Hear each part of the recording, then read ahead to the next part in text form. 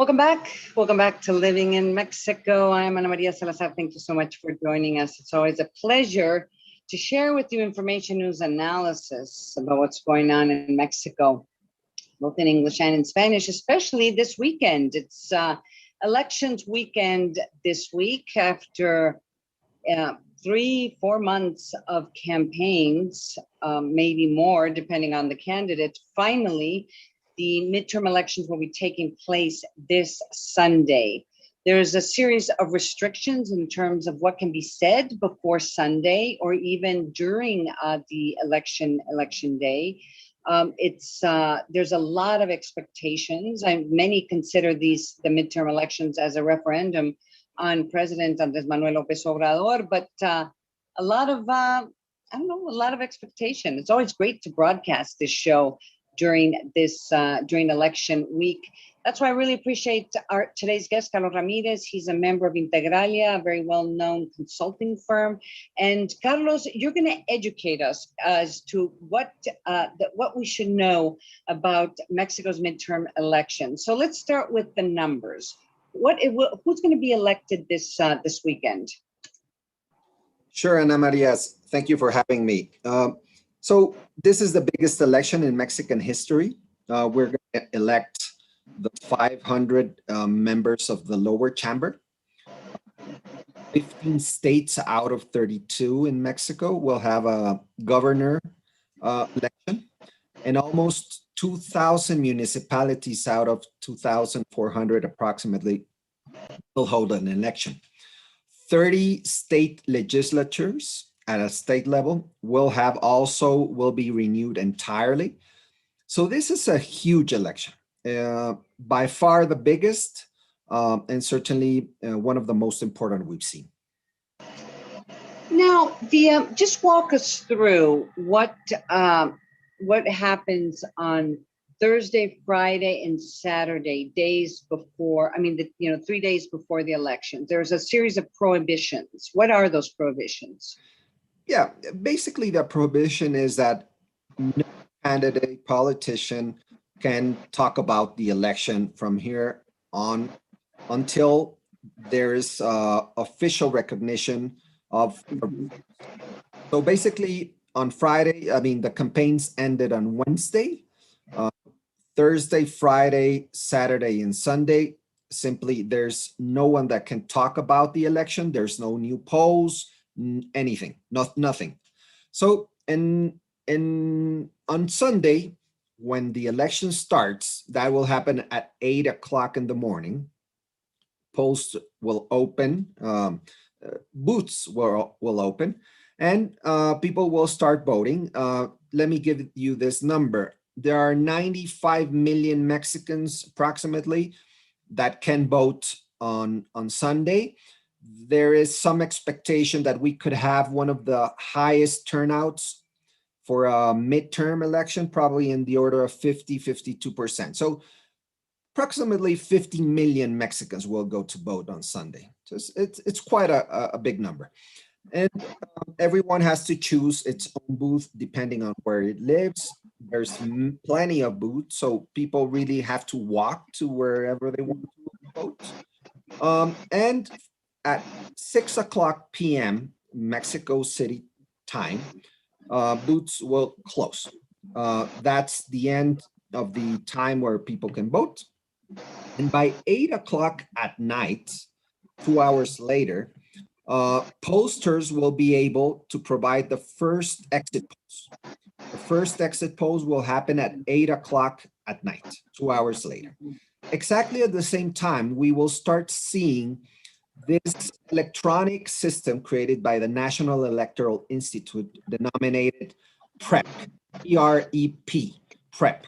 This is a system in which, as votes are counted and start being taken into the National Electoral Institute, the National Electoral Institute, through all around the country, start incorporated information on how votes are.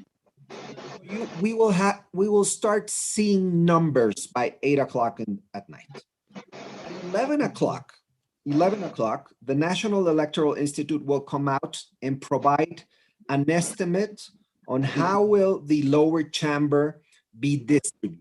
This is very important because this is the first time this happens, right?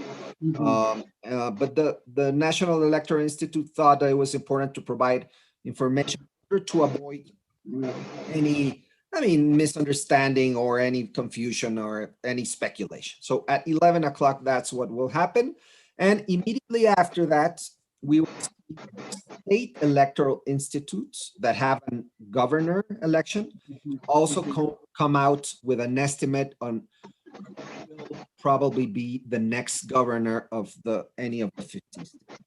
So it's going to be quite remarkable how fast we will have information. Now, having said that, there are probably races that are too tight, that are difficult to call, will not have an exit poll. So exit polls will say it's too close to call. We cannot provide an estimate. That could lead probably to Monday, by midday on Monday, in which we will have a better picture on some of the states that could be very close. That's basically the timeline. Right. Let me ask you this, and I really appreciate you joining us. There is the opposition parties, or at least those opposition parties have taken a stance against Andrés Manuel López Obrador, have created an alliance. So how does that work in terms of how people vote? When they vote, are they voting for the alliance? Are they voting for a specific party? What does this look like? Okay, so yes, this is also a very unusual election because we're going to have actually two big coalitions. Let's say the government coalition led by Morena and its allies, the Green Party and the Workers' Party. And then you have the opposition coalition in which PAN, PRI, PRD, out of 300 districts in Mexico, just behind your viewers, Mexico has a system, an electoral system, a mixed electoral system in which basically for the lower chamber, we elect 300 deputies in a direct manner. So whoever has one more vote than the other is a winner.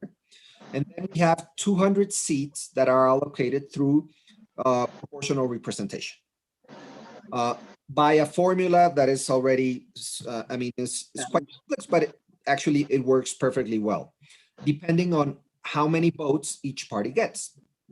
So the opposition coalition, PAN, PRI, PRD, are together in 221 districts out of 300. They are going together in those. So someone that lives in a district where these three parties are aligned, are together, they can either vote for the PAN, the PRI, or the PRD, and their vote will go for the coalition. It obviously will go for the party which they choose, but overall it will help the candidate of the coalition because there's only one candidate of the entire coalition. So, it's for people, it will be a normal election. Right. Certainly this is unusual because your vote could end up helping the entire coalition, not only the party you chose for. And that's very important. And that is obviously something that will have an effect on the results. So it's actually an advantage for the coalitions because basically they could have either, the name of the candidate appears 3 times. Well, for example, in the case of the opposition coalition, is that correct? The name of the candidate appears in each time they for each party, right? Right. Yeah, and I also forgot about to mention that the coalition in several states they are also going together. Most states, PRI and PRD are together, and also here in Mexico City, in the municipalities or the delegations, many of the delegations also are together. The both PAN, PRI, PRD. So yes, each party will show in the ballot by itself with the name of the candidate. If there is a coalition in that district or in that delegación or in that state, it will appear 3 times. Actually, voters could choose to vote 3 times in the same ballot for the 3 parties of the coalition. That obviously makes it more complex for people. That's not necessary, but you could do it. If you would like to say, okay, I want to split, let's say, my votes, particularly for the deputies, for federal deputies. I want to split my vote for the 3 parties, you can do it. And that is perfectly valid. Do you think by Sunday night, we'll have a pretty good sense as to what the lower house is going to look like? Yes. Yeah. By 11 o'clock, we'll have obviously a range. There's no way that the National Electoral Institute can provide a single number. It will provide a range. And that will help a lot. Now, I think it's going to take a little bit more time. First, there will be districts that are too close to call. Yeah. There are parts of Mexico that certainly are more remote and time for the votes to be taken to the National Electoral Institute. So it will take probably by midday of Monday. Now, there's also, Ana Maria, something that this time probably going to be even more than in other elections, which is that there's going to be a lot of judicialization of this election. Yeah. I mean, a lot of the elections will be, the loser will claim that something happened and that it was unfair. And a lot of them will probably end up in the electoral tribunal. That will take at least 2 more months to decide. So yes, I mean, although we will have a lot of information by midday on Monday, the final results probably will take 2 months. Well, it's always great to have you on the show. Thank you for the 101 on Mexico's midterm elections. We're going to all be very busy watching it very closely. It's fascinating, and it is. And I think most people think it is a referendum on President Andrés Manuel López Obrador and his cuarta transformación and his 4th transformation. So it'll be fascinating to watch. Carlos Ramirez from Integralia, I always appreciate when you join us here on Living in Mexico. Thank you so much. Thank you, Ana Maria. Thank you.